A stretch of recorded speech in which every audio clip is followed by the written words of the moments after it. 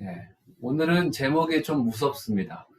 네, 제목을 어떻게 정할까, 서울 걸 그대로 정할까 하다가 말씀의 핵심을 둔 구절로 그 부분으로 제목을 정해봤는데요. 고린도후서 2장 12절부터 17절까지의 말씀 같이 교독하도록 하겠습니다. 제가 먼저 읽겠습니다.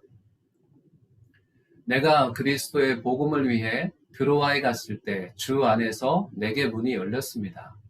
그러나 나는 내 형제 디도를 만나지 못하므로 내 심령이 편치 않아 그들과 작별하고 마케도니아로 갔습니다. 그러나 우리로 그리스도 안에서 항상 승리하게 하시며 우리를 통해서 모든 장소에서 그리스도를 아는 냄새를 나타낼 수 있게 하시는 하나님께 감사를 드립니다. 우리는 구원받는 사람들에게나 멸망받는 사람들에게나 하나님 앞에서 그리스도의 향기입니다.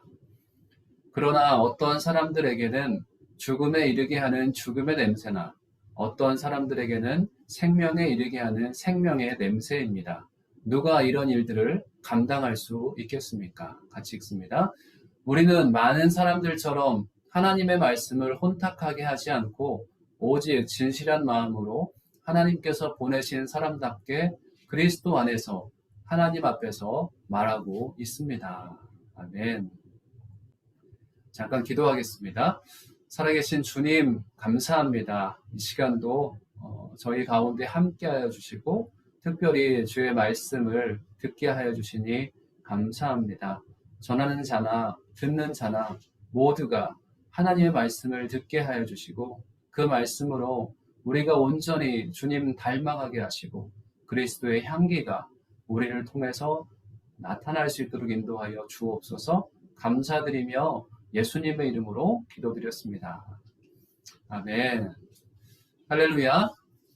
아멘. 네, 오늘 말씀의 제목이 좀 무섭습니다. 절망의 구렁텅이, 비상하는 독수리. 오늘 본문 말씀 중에 14절 말씀을 보면서 같이 말씀의 제목을 정해봤는데요. 저번 주에 이어서 저희가 고린도 후서를 살펴보고 있습니다.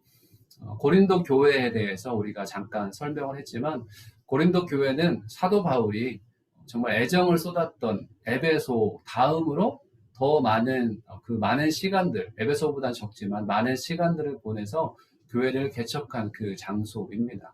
그래서 고린도 지역에 대해서 설명을 했는데요. 그 지역의 교회를 개척할 때 사도 바울 혼자서만의 노력이 아니고 그곳에 함께 있었던 사람들이 있었습니다. 그 사람이 브리스가와 아굴라, 여자분이 믿음이 좋아서 브리스가가 먼저 성경에서 등장하는 것이죠.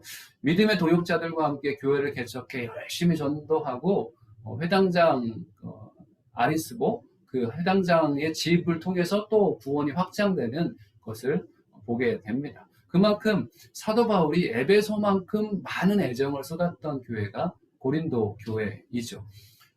또 왜 그런가 했더니 고린도 교회는 이 이탈리아 아드리의 해와 그 에게해 사이를 잇는 좁은 통로로 이제 무역 선들이 지나가기 좋은 그런 장소 밑에 있는 고린도 지역인데 이 지역은 사람들이 그 뒤쪽 먼 바다로 건너는 위험을 무릅쓰지 않고 그 사이로 지나갈 수 있는 아주 용이함이 있었기 때문에 사람들이 지나다니기에 아주 편한 도시, 상업적으로 그래서 용성한 도시가 될 수밖에 없는 그런 도시가 고린도였습니다.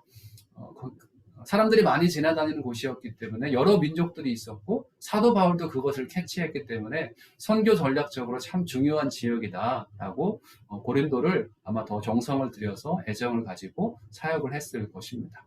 고린도 지역은 경제적으로 정말 부흥했고 경제적으로 풍성했고 또 야외 극장이 2만 명을 한꺼번에 수용할 수 있는 그런 야외 극장도 있었다고 합니다. 그리고 아프로디테 신전이 있어서 사람들이 매춘에 가담하게 하는 매춘부가 1000명 정도가 있었다고 합니다. 영적으로는 많이 타락을 했었죠. 그리고 신전에 바친 그 고기를 정육점에서는 다시 되파는 그런 일들도 있었고요. 인간의 지혜를 즐겼고 또 헬라의 신들처럼 아름답게 헬라의 신들을 묘사해놨는데 사람들도 자기 자신을 치장하는데 아주 애를 썼던 그런 도시가 고린도 도시 사람들의 모습입니다.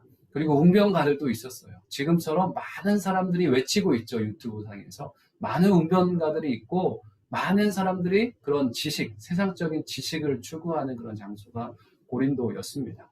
얼마나 부유했냐면 고린도시에 그때 당시 한 25만 명 정도의 사람들이 살았다고 합니다. 그런데 그들에게 속해 있는 노예는 한 명당 2명 정도. 그러니까 노예인 사람이 한 50만 명이 되는 사람이 그 고린도에 살았던 것이죠. 살아가는 사람들보다 노예인 사람이 훨씬 많은 그런 지역이 그 지역이었다는 것입니다. 왜 갑자기 UAE가 생각나는지 모르겠지만 UAE는 900만이 넘는 인구 가운데 한 100만 명 정도 좀 넘는 인구가 로컬 UAE 사람들이고 많은 외국 사람들이 UAE에 들어와서 살고 있습니다. 물론 노예로 살고 있지는 않지만 빈부격차가 엄청 큰 곳이 바로 우리 UAE, 우리가 살고 있는 아랍에미리트 땅입니다. 조금 비슷한 부분들이 고린도와 또 우리 아랍에미리트와 비슷한 부분들이 많이 있는 것 같습니다. 물론 두바이와 아부다비와 루아이스에는 이 현격한 차이가 있긴 하지만 그럼에도 불구하고 우리 대한민국 사람들이 누리고 있는 것들을 보면 고린도 교회의 모습과 좀 비슷한 부분들이 많지 않나 생각을 합니다. 그래서 고린도 후서를 통해서 고린도 교회에 주시는 메시지를 통해서 우리가 소망을 든든히 붙잡는 고린도 교회에 실패가 있었음에도 불구하고 하나님께서 소망을 품게 해 주셨는데 그 소망이 우리 안에 있었으면 좋겠습니다. 사도 바울은 2차 전도 여행 때 사도행전 16장에서 이 유럽 지역으로 가려고 하는 계획은 없었습니다. 원래 사도 바울은 무시아에서 이제 터키 북쪽이죠. 오른쪽으로 가려고 동쪽으로 가려고 하는 계획이 있었는데 성령께서 사도 바울을 막았습니다. 그래서 무시아에서 비두니아로 가고자 애썼는데 예수의 영이 허락하지 않았습니다. 성령께서는 사도 바울이 터키 오른쪽으로 가는 것을 원하지 않고 유럽 쪽으로 가는 것을 원하셨기 때문에 그런 성령의 인도함을 받고 또 꿈속에서 마게도니아 사람이 와서 건너와서 우리를 도우라라는 그 환상을 보고 꿈을 보고 사도 바울은 유럽 지방으로 전도를 하게 됩니다. 그래서 첫 성, 유럽 지방으로 첫 들어간 그 성이 빌립보 지방에서 자주장사 루디아를 만나게 되죠. 오늘 본문 말씀에서 바로 그 드로아라는 지역이 나오는데 사도 바울이 12절 말씀에서 이렇게 얘기를 합니다. 내가 그리스도의 복음을 위해 드로아에 갔을 때 주 안에서 내게 문이 열렸습니다. 무시아에서 드로아로 가서 드로아에서 유럽으로 넘어갔던 그 2차 전도 여행 길이 있었죠. 근데 그때 경험했던 그 드로아를 지금 사도 바울이 3차 전도 여행 시기에 그 드로아를 방문하게 됩니다. 드로아를 방문하게 되는 이유는 두 가지 이유가 있었죠. 한 가지는 복음을 전하기 위해서. 사도 바울은 복음의 사도이기 때문에 어디에 가든지 복음을 전했습니다. 복음을 전하기 위해서 드로아로 가려고 했고 또 한 가지는 디도를 만나기 위해서 드로아로 가려고 했습니다. 왜 디도를 만나려고 했는가? 고린도 교회 문제들, 정말 수많은 문제들이 고린도에서 발생했을 때 처음에 디모데를 보냈을 때 유순한 디모데를 통해서 고린도 교회 문제가 해결되지 않았습니다. 그래서 또 디도를 보내서 편지를 써서 보내서 고린도 교회 문제가 해결되도록 보낸 것이죠. 그리고 그 디도가 돌아오는 길을 드로아에서 사도 바울이 만나기를 원했다는 것입니다. 드로아에 가는 목적은 그런 두 가지 목적입니다. 복음을 전하기 위해서 또 고린도 교회의 소식을 들고 오는 디도를 만나기 위해서 드로아로 사도 바울은 갔습니다. 그런데 드로아로 가서 기다리는데 디도가 오지 않는 거예요. 그래서 고린도 교회가 도대체 어떻게 되는 것인가? 정말 내 편지를 통해서 고린도 교회 문제가 다 해결되었나? 그 수많은 문제들, 분쟁, 분파의 문제들, 또 음행의 문제들, 또 교회가 세상에 소송을 거는 정말 은사의 문제들, 질서가 없는 그 고린도 교회가 가지고 있었던 수많은 문제들이 정말 믿음으로 자기가 써준 말씀으로 해결되었는지 정말 궁금하고 정말 그런 소식을 간절히 기다렸죠. 그런데 디도가 오지 않는 거예요. 처음엔 교회를 향한 걱정이 많이 있었을 겁니다. 그런데 좀 지나다 보니까 디도, 내 제자 디도가 혹시 오는 길에 강도를 만나지는 않았을까? 혹시 무슨 일은 당하지 않았을까라는 간절한 그런 애통함, 또 정말 걱정이 사도 바울 가운데 많이 있었습니다. 바울의 마음은 요동친 것이죠. 그런데 바울의 마음은 요동치는 상황이었지만 드로아에서의 복음의 상황은 그렇지 않았습니다. 오늘 말씀에서도 복음의 문이 열렸다라고 표현을 하는데요. 복음의 문이 열린 게 아주 활짝 열렸다라고 성경은 표현하고 있는 것입니다. 전도자인 사도 바울에게 복음의 문이 열린 것이 얼마나 귀중한 일입니까? 한편에서 머릿속에 한편에서는 고린도 교회를 향한 근심과 염려, 디도를 향한 근심과 염려가 있죠. 그리고 또 한편에서는 드로아에서 복음이 열렸기 때문에 이곳에서 복음을 전하면 수많은 영혼들이 구원을 받겠구나.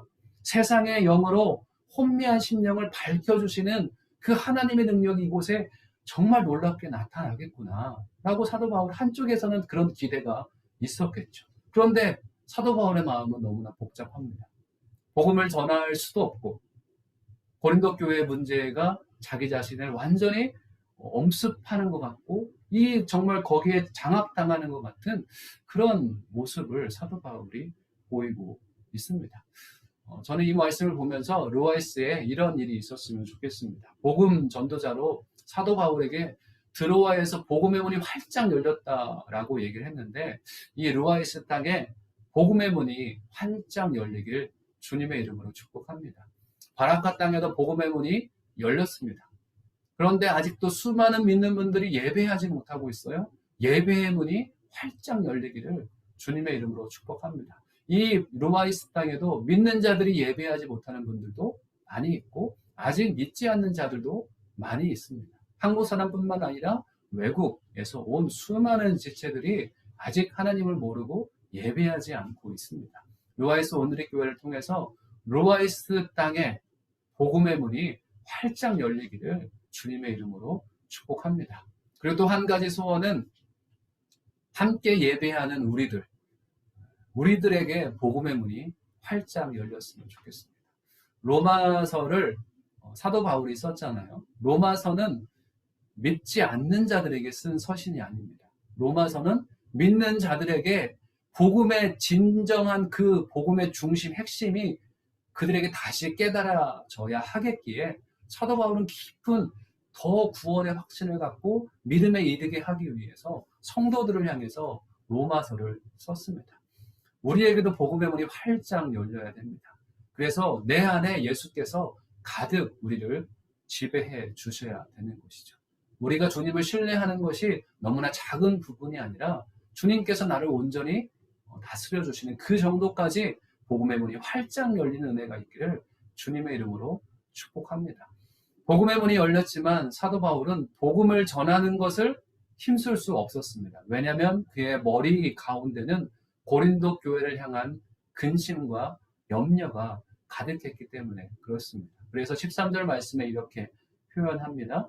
그러나 나는 내 형제 디도를 만나지 못함으로 내 심령이 편치 않아 그들과 작별하고 마케도니아로 갔습니다. 사도 바울의 요동치는 마음을 내 심령, 이 영의 스피릿이 편치 않다라고 지금 사도 바울의 마음을 표현하고 있습니다. 간절히 기다려도 오지 않고 고린도 교회 문제가 더 염려가 되기도 하고 이 애타하는 이 마음을 사도 바울이 표현하고 있습니다. 그래서 드로아에서 복음의 문이 활짝 열렸는데 복음을 전하지 못하고 다시 유럽으로 마케도니아로 사도 바울이 갈 수밖에 없습니다. 이런 상황 가운데 사도 바울의 그 마음을 고린도후서 11장 28절 말씀에서는 표현해 주고 있는데요. 그런데 이와 별도로 날마다 나를 억누르는 것이 있으니 곧 내가 모든 교회를 위해 염려하는 것입니다. 여러분의 염려는 무엇입니까? 사도 바울의 염려는 자기의 고난과 고통이 염려의 최고가 아니었어요.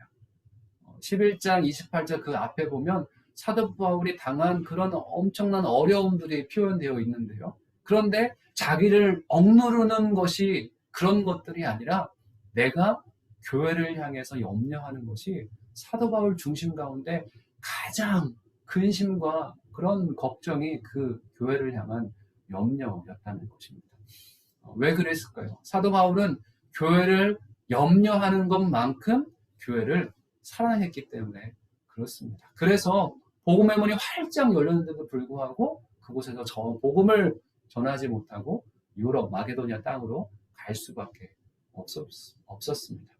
사도 바울의 이런 복음 전도자로서 복음을 전해야 하는 그 마음과 교회를 염려하는 마음이 머릿속에 가득 차서 한순간은 아마 사도 바울이 정말 혼돈 속에서 내가 도대체 어떻게 해야 되는가?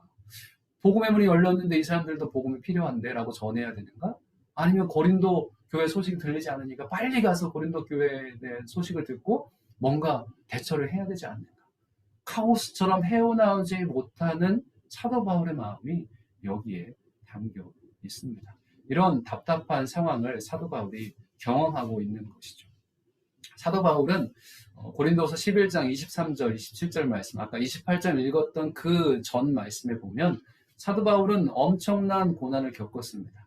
매맞음, 감옥살이, 죽을 고비, 40에 하나 감았네. 5번이나 맞았죠. 채찍으로 맞고 돌로 맞고 배가 파손하죠. 꼬박 나를 샌 적도 있고 강의 위험과 바다의 위험과 이 수많은 위험들을 사도 바울이 겪었습니다. 감당 못할 고난을 겪었던 사도 바울이 무너졌습니까? 사도 바울은 다른 누구보다, 아니 예수님만큼, 어쩌면 예수님 다음으로 엄청난 고난을 당한 사람이 사도 바울이 아닌가라고 생각될 정도로 그의 인생에서 수많은 고난을 당한 사람이 사도 바울입니다. 그 사도 바울이 그 상황 가운데 무너지지 않을 수 있었던 이유는 무엇일까요? 사도 바울은 무너지지 않았습니다. 실패하지 않았습니다. 감당 못할 고난을 당하면서도 사도 바울은 결국 승리했고 우리가 사도 바울을 승리의 사도로 기억하고 있습니다. 어떻게 그런 일이 가능했을까요?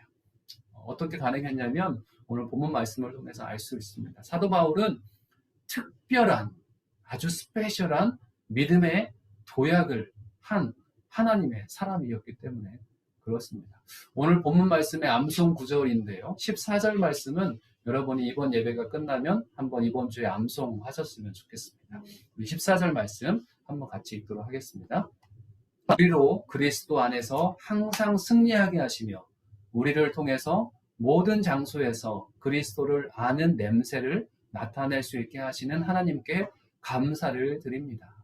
아멘. 이 말씀 구절이 대학교 때 같이 우리 동아리에서 같이 외우고 했던 그런 말씀인데요. 그때는 몰랐습니다. 이번 말씀을 준비하면서 사도 바울이 이 특별한 믿음의 도약이 여기에 담겨 있구나 깨닫고 너무 기뻤습니다. 우리로 그리스도 안에서 항상 승리하게 하시며 우리를 통해서 모든 장소에서 그리스도를 아는 냄새를 나타낼 수 있게 하시는 하나님께 감사를 드립니다. 이 말씀 구절 자체가 참으로 좋죠. 승리하게 하시고 그리스도를 아는 냄새를 나타내게 하시는 그 주님께 감사한다는 것이죠. 그런데 영어 성경의 표현과 우리 원어적인 헬라어적인 표현에 보면 감사하다는 표현을 뒤에 두지 않습니다. 감사한다는 표현을 맨 앞에 둡니다. 그래서 영어 성경 시작할 때 but thanks be to God 이렇게 표현하고 있습니다. 그런데 but이 그러나잖아요. 그런데 thanks 감사합니다. 감사를 드립니다. be to God 하나님께 감사를 드립니다. 사도 바울이 지금 감사할 상황입니까? 사도 바울은 지금 교회를 향한 염려로 기도가 오지 못하는 그 소식 때문에 어찌할 바를 모르는 카오스 속에서, 혼돈 속에서 도대체 내가 복음을 전해야 하는가? 사도 바울, 그 고린도 교회를 향해서 가야 되는가? 내가 지금 어떻게 해야 되지? 라는 그런 혼돈 속에서 머물러 있지 않고 그 자리를 박차고 올라옵니다. 그리고 하나님 앞에 감사를 선포해 버리는 것이죠. 하나님께 감사하리로다. 그리스도 안에서 항상 우리를 승리하게 하실 것입니다. 그리스도를 아는 냄새를 나타나게 하실 것입니다라고 사도 바울이 지금 선포하고 있는 것입니다. 여러분이 오늘 이 말씀을 통해서 사도 바울의 이 감사를 선포하는 이 사도 바울의 믿음의 도약을 얻을 수 있었으면 좋겠습니다. 그래서 이걸 뭐라고 표현하는가?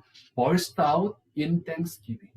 burst out, burst into tears 이런 말 아시죠? 눈물을 갑자기 왈칵 흐를 때 burst into tears라는 표현을 쓰는데, 사도 바울이 자기도 모르게 갑자기 하나님께 감사를 이렇게 갑자기 올려버리는 거죠. 감사를 터뜨려버리는 사도 바울의 모습이 여기에 있습니다. 감사를 어떻게 터뜨렸는가? 그의 시선은 더 이상 환경을 바라보지 않다는 것이고, 자기 자신도 교회를 더 이상 바라보지 않고, 내가 지금 무엇을 바라보는가? 우리 하나님을 바라본다. 내 시선을 하나님께로 향합니다라고 사도 바울은 그렇게 지금 감사로 선포하고 있는 것입니다. Thanks be to God. 하나님께 감사합니다라고 사도 바울이 아마 외쳤을 거예요. 이걸 가지고 A.T. 로버트슨이라는 19세기 성경학자는 이렇게 표현했습니다. 잘 들어보십시오. 한마디 설명도 없이 바울은 절망의 구렁텅이에서 튀어오른다.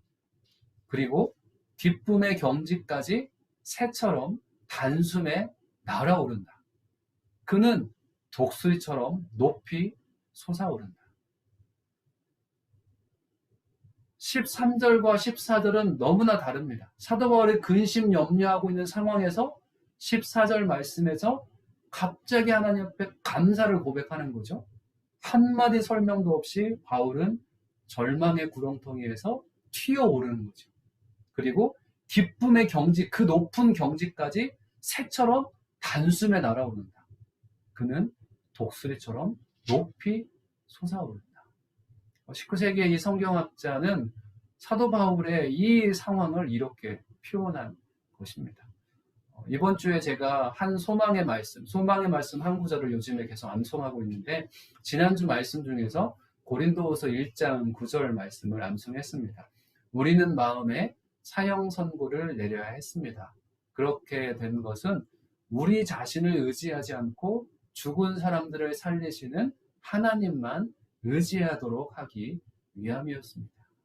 사형 선고를 받은 것 같은 상황이었어도 우리가 거기에서 얻을 수 있는 것은 죽은 사람들을 살리시는 하나님만 의지하는 것.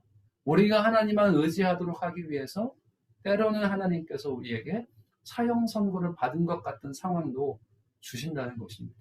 사도 바울의 마음이 어쩌면 마음속에 그 요동치는 마음이 이런 마음이지 않았을까. 그 상황 가운데 사도 바울은 벌쩍 뛰어오릅니다. 독수리가 하늘 향해 솟구쳐 오르는 것처럼 사도 바울이 그런 믿음의 고백을 하는 것이죠. 이 모습이 누구를 닮았는가?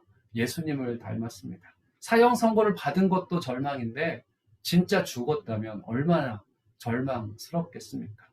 나사로는 죽어서 무덤에 들어갔습니다. 이 소식을 듣고 나사로와 마리아와 마르다를 사랑한 예수님은 그 무덤 앞으로 갑니다. 사람들에게 무덤을 막고 있던 돌을 옮기라고 얘기를 합니다. 그리고 그 자리에서 예수님께서 뭐라고 얘기합니까? Father, I thank you. 아버지의 이름을 부릅니다. 그리고 예수님께서는 하나님 감사합니다. 아버지의 이름을 부르고 하나님 감사합니다. 내 말을 들어주신 것을 감사드립니다. 아직 얘기를 하지도 않았어요. 근데 예수님은 미리 선포하고 하나님께 감사를 선포합니다. 죽어있는 나사로를 보면서 예수님은 감사를 선포하게 되는 것이죠. 아멘. 사도 바울은 인생의 감당 못할 고난 앞에서 감사를 터뜨렸습니다. 내가 하나님께 감사하리로다. 여러분에게도 이런 은혜가 있었으면 좋겠습니다. 남에게 설명할 수도 없고, 남에게 다 이해시킬 수도 없고, 나에게 닥쳐온 수많은 고난들이 혹시 지금, 과거에, 나중에 찾아온다고 할지라도 그 순간에서 사도 바울처럼 감사를 쏟아지는 봇물처럼 토해낼 수 있는 저와 여러분 되시길 주의 이름으로 축복합니다. 바울은 감사를 하나님 앞에 터뜨리는 하나님의 사람이었습니다. 어떻게 이렇게 갑자기 감사를 표현할 수 있겠습니까? 어떻게 이렇게 갑자기 믿음의 도약을 할 수 있을까요? 왜냐하면 사도 바울은 승리하는 비결을 알았기 때문에 그렇습니다. 그 구절이 14절 말씀인데요. 다시 한번 읽겠습니다. 그러나 우리로 그리스도 안에서, 누구 안에서요?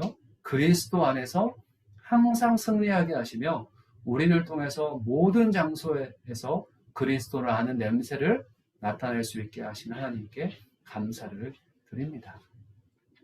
항상 승리하는 비결은 그리스도 안에 있는 것입니다. 그리스도 안에서 항상 승리하게 하시고, 우리 믿음의 사람들은 승리하고 넘어지는 것, 그것이 주님께서 원하시는 완벽한 성도의 모습이 아닌 것이죠. 그리스도 안에 항상 있으므로 우리가 항상 승리하게 하는 것이 하나님께서 우리에게 원하시는 겁니다. 승리하는 비결은 우리가 그리스도 안에 있는 겁니다. 그리스도 안에 있을 때 우리는 무엇을 선택해도 괜찮습니다. 사도 바울이 복음을 전할 수 있는 문이 활짝 열렸는데 복음을 전하지 못하는 그런 마음이에요. 이쪽을 선택하자니 고린도 교회가 염려스러워요. 고린도 교회를 선택하고 고린도 교회 문제를 해결하기 위해서 가자니 여기에서 복음이 열리는 것이 복음을 전할 수 없는 그런 안타까움. 두 가지 중에 어떤 것도 선택하지 못하고 결국에는 고린도 교회를 선택했지만, 사도 바울은 고린도 교회를 선택하기에 앞서서 지금 믿음의 고백, 감사의 고백을 선포하는 겁니다. 어떻게 선포하는 거예요? 내가 감사하리로다 그리스도 안에서 항상 승리하게 하시는 주님. 나의 결정이 어떠하든지 나의 상황이 어떠하든지 하나님은 내가 그리스도 안에만 있으면 나를 승리하게 하실 거야 라는 하나님의 깊은 확신으로 사도 바울이 믿음의 도약을 하는 것입니다.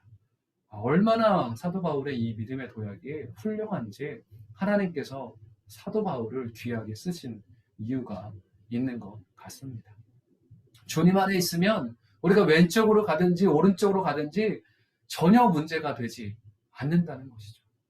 신앙생활은 주님 안에 있는 것 외에 아무것도 아닙니다. 다시 한번 얘기하면 신앙생활은 주님 안에 거하는 것이 신앙생활의 전부입니다. 예수님 안에 거하는 것, 예수님과 동행하며 살아가는 것이 신앙생활의 전부입니다. 여러분 착각하지 마십시오.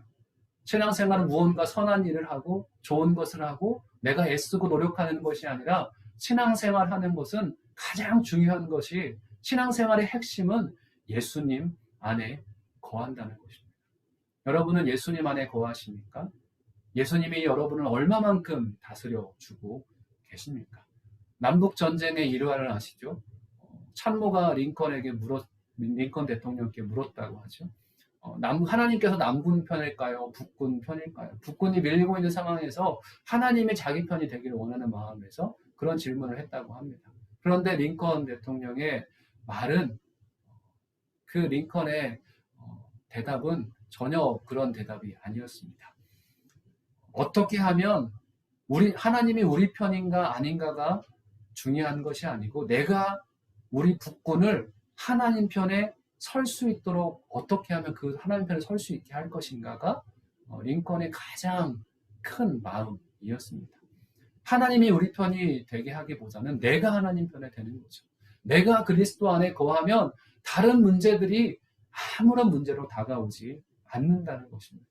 14절 말씀 다시 한번 읽겠습니다.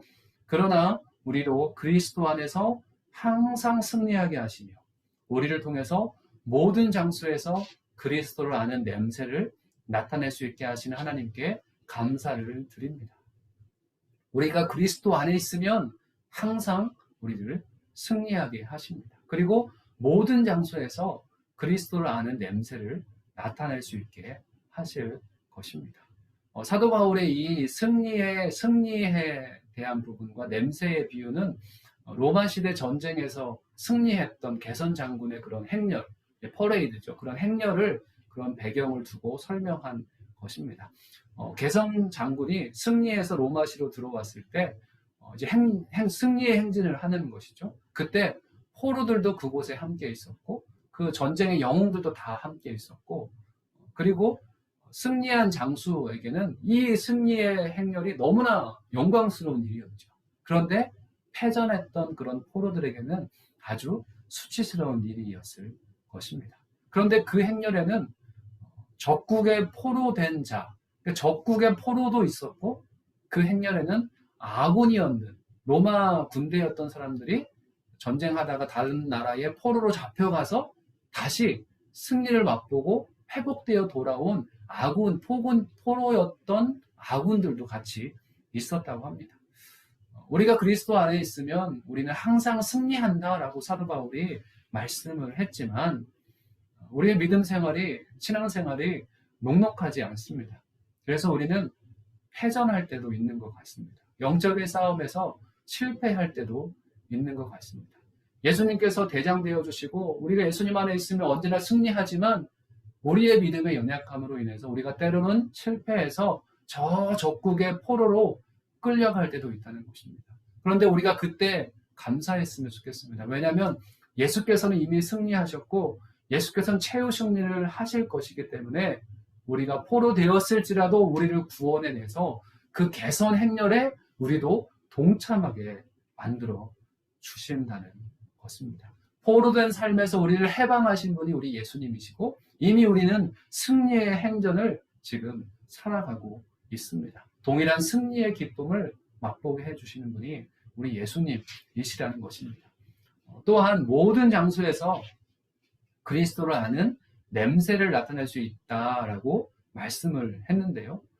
승리의 행진 때 양 옆으로 이제 향을 들고 향을 피우는 사람들, 향이 냄새 나도록 그 향 냄새가 나도 피우는 사람들이 같이 행진을 했다고 합니다. 그래서 그 지역은 이 승리의 함성 소리와 승리의 행진과 함께 그 지역에는 향내가 아주 가득 퍼지게 되었다는 것이죠.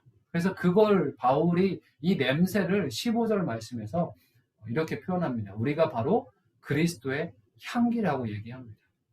그 향내처럼 우리가 바로 그리스도의 향기다. 이것이 구원받는 사람들, 승리한 사람들이죠. 구원받는 사람들에게는 승리의 향기고 생명의 향기죠. 그렇지만 멸망받은 포로된 자들에게는 이것은 죽음의 향기로 다가올 것입니다. 패전된 포로들에게는 아마 그렇게 다가왔을 거예요. 그리스도의 향기라고 우리 자신을 표현하고 있다는 것입니다. 여러분 담배 안 피우시죠? 담배 피는 아버지 곁에 있어 봤지만 아버지 곁에는 항상 담배 냄새가 났습니다. 그리고 손을 냄새를 맡아봐도 손에서 담배 냄새가 배어 있습니다. 니코틴 냄새가 배어 있는 것이죠. 몸에 담배 냄새가 배어 있기 때문에 그렇습니다. 한국 사람은 마늘 냄새가 나고 또 서양 사람은 또 서양 사람들의 무슨 냄새가 나고 꽃이 가득한 화원에 가면 꽃향기가 나는 것이죠. 바다 냄새, 산내음, 그리고 사람의 몸에서도 이런 좋은 냄새, 또 안 좋은 냄새들이 나기도 합니다. 여러분은 어떤 향내를 풍기고 다니십니까? 주님께서는 우리가 그리스도의 향기가 날 수 있는 그리스도의 사람이 되기를 원하십니다. 예수를 믿는 자들 향해서 너희는 생명의 냄새가 나야 된다. 그래서 그 생명의 냄새가 예수님을 고백한 자들에게는 생명의 냄새처럼 동일하게 적용되고 예수 믿지 않는 자들에게는 죽음의 냄새가 되게 하십니다. 16절 말씀인데요. 그러나 어떤 사람들에게는 죽음에 이르게 하는 죽음의 냄새나 어떤 사람들에게는 생명에 이르게 하는 생명의 냄새입니다. 누가 이런 일들을 감당할 수 있겠습니까? 말씀을 마무리하려고 합니다. 사도 바울은 절망의 순간에 그 자리에서 머물러 있지 않고 감사를 터뜨렸습니다. 가능했던 것은 이 감사를 터뜨릴 수 있었던 것은 사도 바울이 언제나 그리스도 안에 거했기 때문에 그렇습니다. 감당 못할 고난 가운데서도 그는 그리스도 안에 거함으로 항상 이기는 삶, 하나님과 동행하는 삶을 살았습니다. 또한 사도 바울은 그리스도의 향기가 됐습니다. 그리스도의 향기가 되어서 구원의 기쁜 소식은 열방에 전하는 하나님의 사도가 되었죠. 사도 바울처럼 예수 믿는 자에게는 생명의 향기가 나타나게 해주셨고 사도 바울처럼 예수 믿지 않는 그런 불신자들에게는 그 사도 바울의 그 모습이 멸망으로 가는 향기로 다가왔을 것입니다.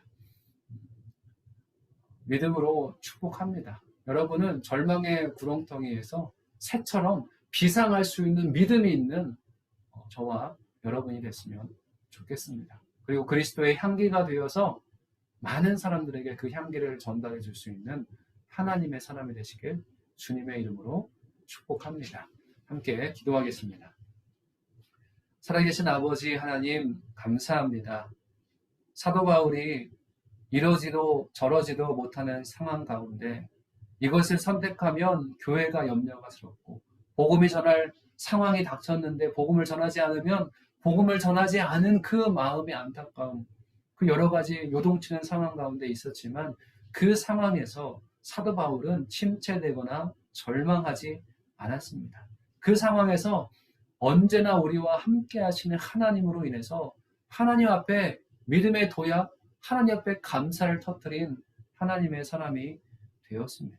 그리고 사도 바울의 삶은 그리스도의 향기를 전하는 삶으로 열방 가운데 주의 복음을 전하는 하나님의 사도의 삶을 살아갔습니다. 하나님, 저희 또한 믿음의 사람이 되게 하여 주시옵소서. 날마다 그리스도 안에 거해 내 안에서 그리스도의 향내가 나는 하나님의 백성들 되게 하여 주시옵소서. 감사드리며 예수님의 이름으로 기도드렸습니다. 아멘.